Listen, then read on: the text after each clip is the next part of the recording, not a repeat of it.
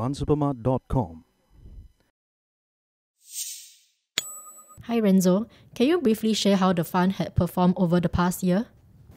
What we've seen over the last 12 months is that agribusiness sector has lagged broader indices, and the key reason that we've seen a sort of slower, less performance from the agribusiness relative to broader indices has been the fertiliser sector has been a drag on the performance of agribusiness.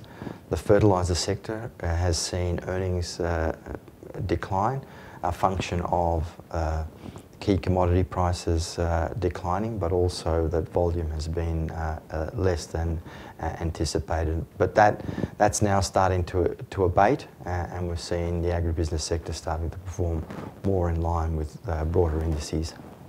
The fund invests in shares across the entire agriculture supply chain in an attempt to capture sector-wide growth.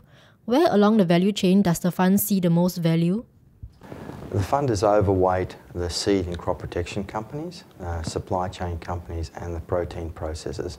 And what we feel is that these sectors offer attractive valuations and also quite a positive business environment.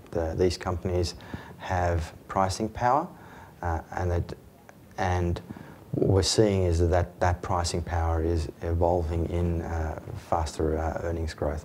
We also like the forestry and wood processing sector because demand from China for lumber products and timber products, as well as the recovery in US housing, has been positive for this sector.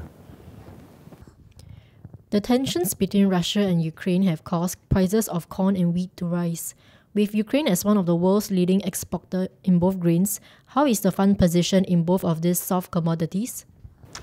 The fund hasn't got any exposure to Ukraine and Russia, and we've constantly reviewed the opportunities in the Ukraine and Russia to invest in because they are quite important grain growing areas.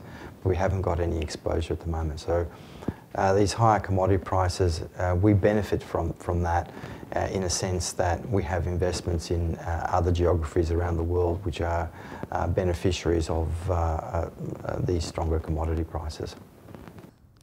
What are the risks faced by investors when investing in agribusiness?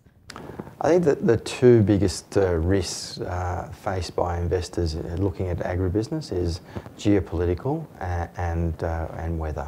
So obviously the Ukraine, what happened there is a geopolitical event, and weather is quite topical, and El Nino has been much discussed in this region. So the way we try and mitigate geopolitical and weather event risk in the portfolio is to maintain a diversified portfolio by commodity and geography. So if one area is being impacted, then another area should be a beneficiary, because we don't profess to have any insights into or ability to forecast weather or identify when a geopolitical event is going to happen.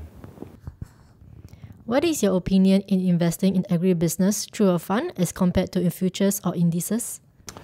What we've seen is that the equity has outperformed the commodity, and I think the primary reason for the outperformance of the equity versus the underlying commodity is that the equity has leverage to volume growth, and these businesses tend to be high fixed cost structures. So the more product you can put through the facilities, or the greater you yield from a hectare of land, is that your unit costs of production decline, and that flows through to your bottom line in terms of faster earnings growth.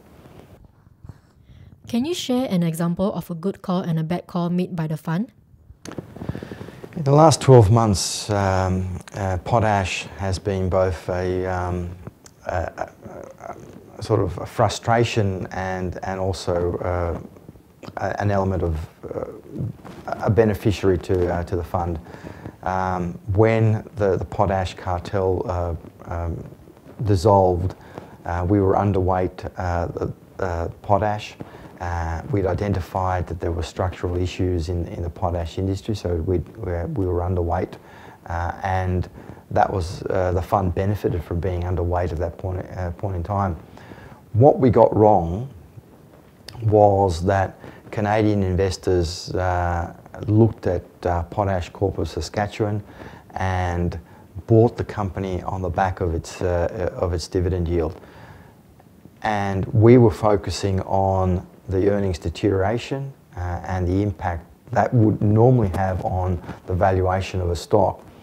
But Canadian investors focused on the dividend and management talking about maintaining the dividend even if they had to pay a dividend from debt or using their balance sheet to support the dividend. So we sort of got it right in terms of seeing the earnings deterioration, but missed that from a market perspective.